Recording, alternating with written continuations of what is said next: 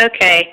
My car is parked outside. It's been pretty cold out tonight. I tried to unlock it with my key fob. Nothing's working. Not unlocking my car. So I'm taking my key fob and I'm undoing it and just using the key manually. It will unlock it then. I'm able to get into my car and unlock everything. Put my key back into the key fob, and I try to start it, and this is what happens.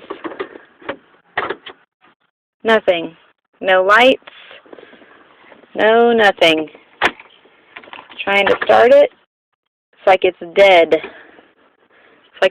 No lights are on it. I am able, though, to unlock the doors. The doors will come open and close, but I am not able to start the car at all. There's absolutely no juice. Okay, just wanted to tape it so you guys knew what was going on.